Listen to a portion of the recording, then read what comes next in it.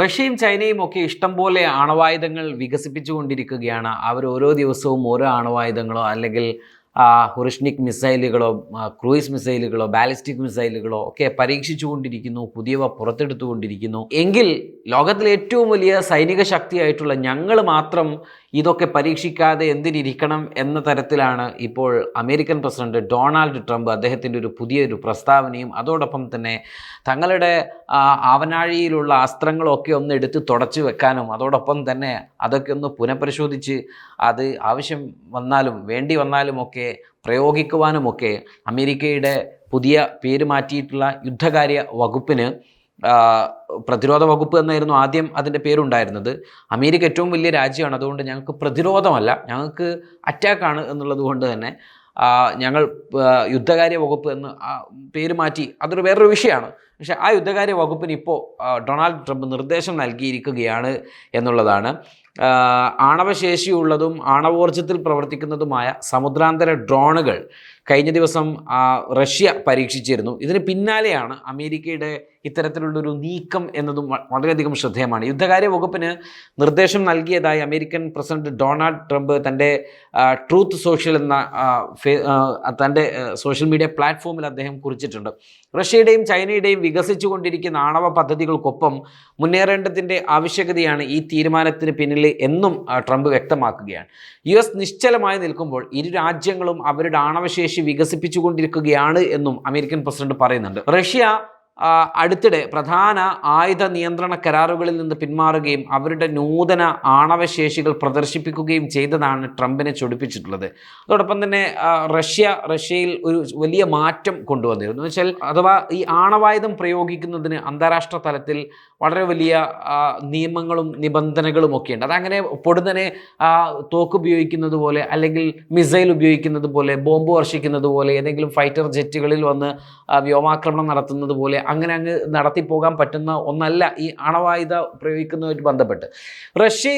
റഷ്യക്കെതിരെ European യൂണിയനും അമേരിക്കയും അതോടൊപ്പം തന്നെ മറ്റു പല രാജ്യങ്ങളുമൊക്കെ രഹസ്യ നീക്കങ്ങൾ ആരംഭിച്ചത് മുതൽ മുൻ കാലഘട്ടങ്ങളിലുണ്ടായിരുന്ന റഷ്യയിലെ ഉന്നത സൈനിക തലവന്മാർ, രാഷ്ട്ര തലവന്മാരൊക്കെ റഷ്യയോട് പറഞ്ഞൊരു കാര്യമുണ്ട്: നമ്മളിങ്ങനെ ആക്രമിക്കപ്പെട്ടുകൊണ്ടിരിക്കുന്ന ഒരു ഘട്ടത്തിൽ നമ്മളിതും കെട്ടിപ്പിടിച്ച അന്താരാഷ്ട്ര നിയമം എന്ന് പറഞ്ഞിരുന്നാൽ അതിൽ വലിയ കാര്യമൊന്നുമില്ല. എന്ന് വെച്ചാൽ നമ്മളെ ആക്രമിക്കാൻ തക്കം പാത്ത് അല്ലെങ്കിൽ ഗൂഢനീക്കങ്ങൾ നടത്തുന്ന ആളുകൾക്ക് ഇതൊന്നും ഒരു ബാധകമല്ല. അവർ കണ്ടില്ലേ, ഗാസയിൽ എല്ലാ അന്താരാഷ്ട്ര മാനദണ്ഡങ്ങളും കാറ്റിൽ പറത്തിക്കൊണ്ട് അമേരിക്കയുടെ പിന്തുണയോടുകൂടി ഇസ്രായേൽ ആക്രമണം നടത്തിക്കൊണ്ടിരിക്കുകയാണ്.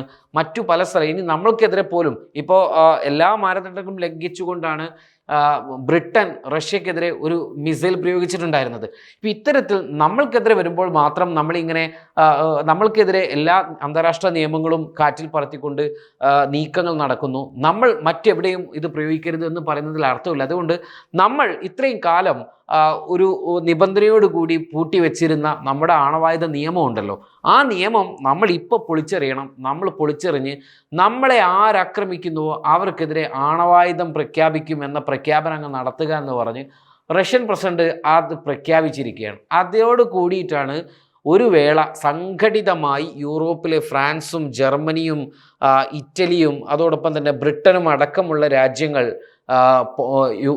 യുക്രൈനും പോളണ്ടും ഒക്കെ ചേർന്നുകൊണ്ട് അമേരിക്കയുടെ പിന്തുണയോടുകൂടി നാറ്റോയും അടക്കം റഷ്യക്കെതിരെ വലിയൊരു മൂവ്മെൻറ്റ് നടത്തിയപ്പോൾ ഈ ഒരൊറ്റ പ്രസ്താവന നടത്തിയത് മുതലാണ് ഈ രാജ്യങ്ങളൊക്കെ പിറകോട്ട് പോയതും ഇവരെല്ലാം പേടിച്ച് ഇന്ന് ഇങ്ങനെ നിൽക്കുന്നതും. ഇനിയൊരു യൂറോപ്പിനെതിരെ റഷ്യ ആക്രമണം നടത്തുകയാണെങ്കിൽ അതിൽ 1-ാം നമ്പർ സ്ഥാനത്തിരിക്കുന്നത് ബ്രിട്ടനായിരിക്കും എന്ന കാര്യം ബ്രിട്ടന് കൃത്യമായിട്ടുള്ള മെസ്സേജ് കൊടുക്കാൻ റഷ്യക്ക് പറ്റി. ഈ ഒരു നീക്കം അല്ലെങ്കിൽ ഈ ഒരു ആണവായുധം പ്രയോഗിക്കുന്നത് സംബന്ധിച്ചിട്ടുള്ള റഷ്യയുടെ എല്ലാ നിബന്ധനകളും റഷ്യ കാറ്റിൽ പറത്തി. ഇത് ഇനി എവിടെ പ്രയോഗിക്കണം, എപ്പോൾ പ്രയോഗിക്കണം, എങ്ങനെ പ്രയോഗിക്കണമെന്ന് ഞങ്ങളുടെ മാത്രം തീരുമാനമാണ്, നിങ്ങളൊക്കെ ഒന്ന് പോയി പണി നോക്കൂ എന്ന് പറഞ്ഞുകൊണ്ട് അന്താരാഷ്ട്ര നിയമങ്ങളെ വെല്ലുവിളിക്കുന്ന തരത്തിൽ റഷ്യ ഇങ്ങനൊരു നിലപാട് സ്വീകരിച്ചതാണ് ട്രംപിനെ ചൊടിപ്പിക്കുവാനുണ്ടായ കാരണം. അതോടൊപ്പം മറ്റൊരു കാര്യം, ലോകത്തിൽ ആണവായുധ ശേഖരണത്തിൽ 2ഉം 3ഉം സ്ഥാനങ്ങൾ റഷ്യയുടെ കയ്യിലാണ് ഏറ്റവും കൂടുതൽ ആണവായുധങ്ങൾ എന്നാണ് കണക്ക് പ്രകാരം പറയുന്നതെങ്കിൽ പോലും അമേരിക്ക പറയുന്നത് അല്ല, ഞങ്ങളുടെ കയ്യിൽ തന്നെയാണ്. ഏതായിരുന്നാലും അവർ പുറത്തോട്ട് വിട്ടുകൊണ്ടിരിക്കുന്ന കണക്ക് ഏകദേശം 4000 ചില്ലാനം ആണവ ആയുധങ്ങൾ അമേരിക്കയുടെ കയ്യിലും 5500-നടുത്ത് റഷ്യയുടെ കയ്യിലുമുണ്ട് എന്നാണ് ഔദ്യോഗിക കണക്ക്. അതൊരു പക്ഷേ 15,000 ആവാം, ഇനി 50,000 ആവാം. കാരണം ഇവർ അന്താരാഷ്ട്ര നിയമങ്ങൾക്കനുസൃതമായി കൊടുത്ത കണക്കുകൾ മാത്രമായിരിക്കും ഇതെല്ലാം. മറിച്ച് ഇതിനപ്പുറത്തേക്ക് ഇവരാരോടും പറയാത്ത സ്വന്തം വികസിപ്പിച്ചു കൊണ്ടിരിക്കുന്ന ഒരു കണക്കുണ്ട്. അതുകൊണ്ടൊക്കെയാണ് ഇറാനെ ഒന്ന് തൊടാനൊക്കെ എല്ലാവർക്കും പേടി. ഇവന്മാരുടെ കയ്യിൽ ഇനി വേറെ എന്തെങ്കിലും ഉണ്ടോ എന്നൊക്കെയുള്ള ആ ഒരു അർത്ഥത്തിൽ ഇറാൻ ഇവർ മനസ്സിലാക്കിക്കൊണ്ടുള്ളത് കൊണ്ടാണ് മറ്റ് രാജ്യങ്ങളോട് കളിക്കുന്നത് പോലെ ഇറാനോട് അങ്ങനെ നേരിട്ട് കളിക്കാൻ ചെല്ലാത്തത്. എന്ന് വെച്ചാൽ ഉള്ള മിസൈൽ ഉപയോഗിച്ച് തന്നെ ഇസ്രായേലിനെ തകർക്കാൻ പറ്റുന്നതിൻ്റെ മാക്സിമം അവർ അല്ലെങ്കിൽ അതിൻ്റെ ഒരു മിനിമം ലെവലിൽ ഇറാന് ചെയ്യാൻ സാധിച്ചു. ഇനി ഒരു ആണവ ബോംബ് ഏത് തരത്തിലായിരിക്കുമെന്ന് അവർക്ക് ഊഹിക്കാൻ കഴിയുന്നില്ല. എന്നതുപോലെ ഓരോ രാജ്യത്തിൻ്റെയും ആയുധ ശേഖരണത്തിനകത്ത് എന്തൊക്കെ കണക്കിൽപ്പെടാത്തവയുണ്ട് എന്നത് സംബന്ധിച്ച് ഒരാൾക്കും ഒരു നിശ്ചയവുമില്ല. അതുകൊണ്ട് തന്നെയാണ് അമേരിക്കയാണോ റഷ്യയാണോ 1-2 സ്ഥാനങ്ങളിൽ എന്നത് സംബന്ധിച്ചുള്ള തർക്കമെടുക്കുക. അമേരിക്ക പറയുന്നത് അമേരിക്ക തന്നെയാണ് എന്നാണ്. മറ്റു രാജ്യങ്ങളെക്കാൾ കൂടുതൽ അമേരിക്കയിൽ ഉണ്ട് എന്ന് ട്രംപ് തൻ്റെ സോഷ്യൽ ട്രൂത്തിൽ പറയുമ്പോൾ അത് ഈ ഒരു ഉദ്ദേശം വെച്ചുകൊണ്ട് തന്നെയായിരിക്കണം. മറ്റേത് രാജ്യത്തെക്കാളും കൂടുതൽ ആണവായുധങ്ങൾ ഞങ്ങളുടെ കയ്യിലുണ്ട്. എൻ്റെ ആദ്യ ടേമിൽ തന്നെ നിലവിലുള്ള ആയുധങ്ങളുടെ പൂർണ്ണമായ നവീകരണം ഉൾപ്പെടെ പൂർത്തിയാക്കിയിട്ടുണ്ട്. വിനാശകരമായ ശക്തികൾ കാരണം എനിക്ക് ആണവായുധ പരീക്ഷണം ചെയ്യാൻ വെറുപ്പായിരുന്നു. പക്ഷെ മറ്റു മാർഗങ്ങളില്ല. ആണവായുധ ശക്തിയുടെ കാര്യത്തിൽ റഷ്യ 2ാം സ്ഥാനത്തും ചൈന 3ാം സ്ഥാനത്തുമായി വളരെ പിറകിലാണ്. പക്ഷെ 5 വർഷത്തിനുള്ളിൽ അത് തുല്യമാകുമെന്ന് ട്രംപ് പറയുകയാണ്. മറ്റ് രാജ്യങ്ങളുടെ പരീക്ഷണ പരിപാടികൾ കാരണം നമ്മുടെ ആണവായുധങ്ങൾ തുല്യാടിസ്ഥാനത്തിൽ പരീക്ഷിക്കാൻ ഞാൻ യുദ്ധകാര്യ വകുപ്പിനോട് നിർദ്ദേശിച്ചിട്ടുണ്ട്. ആ പ്രക്രിയ ഉടൻ ആരംഭിക്കുമെന്നാണ് ട്രംപ് പറയുന്നത്. അവരുടെ തീരത്ത് തന്നെ US ഒരു ആണവ അന്തർവാഹിനി വിന്യസിച്ചിട്ടുണ്ട് എന്നും ട്രംപ് പറയുന്നുണ്ട്. റഷ്യൻ പ്രസിഡന്റ് വ്ളാഡിമിർ പുടിന് മുന്നറിയിപ്പ് നൽകിയതിന് ദിവസങ്ങൾക്ക് ശേഷമാണ് ട്രംപിൻ്റെ ഈ പ്രഖ്യാപനം എന്നതും വളരെയധികം ശ്രദ്ധേയമാണ്. റഷ്യയുടെ സമീപകാല മിസൈൽ പരീക്ഷണങ്ങളെ തുടർന്നാണ് ഈ മുന്നറിയിപ്പ് എന്ന് ട്രംപ് ആവർത്തിച്ച് പറയുന്നുണ്ട്. അതിൽ നിന്നൊരു കാര്യം വ്യക്തമാണ്, ഞങ്ങൾ ഇനി വരാൻ പോകുന്ന കാലത്ത് ഒരു നിരന്തരമായ യുദ്ധങ്ങളുടെ ഒരു പശ്ചാത്തലത്തിലൂടെ ആയിരിക്കും കാര്യങ്ങൾ പോവുക. ഒരു നിയന്ത്രണവും ആർക്കും ഉണ്ടാവാൻ സാധ്യതയില്ല എന്ന് തന്നെയാണ്. US പ്രസിഡന്റ് ഡൊണാൾഡ് ട്രംപിൻ്റെ മുന്നറിയിപ്പ് അവഗണിച്ചാണ് റഷ്യ ദിവസങ്ങൾക്കുള്ളിൽ 2ാമതും ആണവായുധ ശേഷിയുള്ള ആയുധം പരീക്ഷിച്ചത്. പൊസൈഡൺ എന്ന് പേരിട്ടിരിക്കുന്ന സമുദ്രാന്തര ഡ്രോണാണ് പരീക്ഷിച്ചിട്ടുണ്ടായിരുന്നത്. ഈ അടുത്ത് നമ്മൾ കണ്ടതാണ്, ഒരു ആളില്ലാത്തൊരു ബോട്ട് ഉപയോഗിച്ചുകൊണ്ട് ഉക്രൈൻ്റെ ഏറ്റവും വലിയ യുദ്ധപ്പടക്കപ്പൽ റഷ്യ തകർത്തത് നമ്മളെല്ലാവരും കണ്ടതാണ്. അതുപോലെ ജലാശയത്തിനടിയിലൂടെ കടന്നു ചെന്നുകൊണ്ട് ഏത് കപ്പലുകളെയും തകർക്കാൻ പോരുന്ന തരത്തിലുള്ള വലിയ ആണവ ആയുധം റഷ്യ പരീക്ഷിച്ചു എന്നത് ഈ ഒരു മുന്നറിയിപ്പ്, അമേരിക്കയുടെ മുന്നറിയിപ്പ് അവഗണിച്ചുകൊണ്ട് ചെയ്തതുകൊണ്ട് തന്നെ അമേരിക്കയെ സംബന്ധിച്ചിടത്തോളം അമേരിക്ക ഈ വിഷയവുമായി ബന്ധപ്പെട്ട് വലിയ പ്രതിഷേധവും അവർ പ്രതിരോധത്തിലേക്ക് പോവുകയും ചെയ്തു. ആണവോർജം ഉപയോഗിച്ച് പ്രവർത്തിക്കുന്ന ആണവശേഷിയുള്ള ബ്യൂറെ വെസ്റ്റ്രിക് ക്രൂയിസ് മിസൈലുകളും ഇതോടൊപ്പം തന്നെ റഷ്യ വിജയകരമായി പരീക്ഷിച്ചിരുന്നു.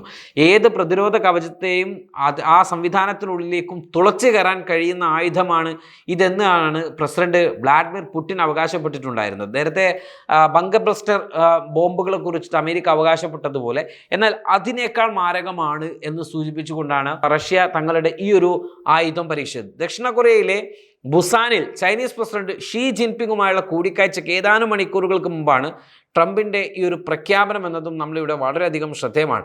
പെൻറ്റഗൺ ഇതുവരെ ഔദ്യോഗിക പ്രസ്താവന ഇറക്കിയിട്ടില്ലെങ്കിലും സാധ്യതയുള്ള പരീക്ഷണ സ്ഥലങ്ങളെയും സമയക്രമങ്ങളെയും കുറിച്ച് പ്രതിരോധ ഉദ്യോഗസ്ഥർ ഈ ആഴ്ച അവസാനം മാധ്യമങ്ങളെ അറിയിക്കും എന്നാണ് പ്രതീക്ഷിക്കുന്നത് എന്ന് വെച്ചുകൊണ്ടാണ് തൻ്റെ ട്രൂത്ത് സോഷ്യലിലെ പോസ്റ്റ് ട്രംപ് അവസാനിപ്പിക്കുന്നത്. ഏതായിരുന്നാലും ചൈനീസ് പ്രസിഡന്റുമായിട്ടുള്ള ഒരു കൂടിക്കാഴ്ചയ്ക്ക് മുൻപ് ഈ തങ്ങളുടെ ആണവ ശേഷിയുടെ കാര്യത്തിൽ ഒരു ഗർവ് കാണിക്കുക എന്ന് പറയുന്നതിന് ഒരു അന്താരാഷ്ട്ര തലം കൂടിയുണ്ട്. കാരണം ഇക്കഴിഞ്ഞ ഒരു മാസം മുമ്പാണ് ലോകത്തിലെ ഏറ്റവും വലിയ സൈനിക പരേഡ് നടത്തിക്കൊണ്ട് ലോകരാഷ്ട്രങ്ങളെ എല്ലാം ചൈന അമ്പരപ്പിക്കുന്നതും ഞെട്ടിക്കുന്നതും.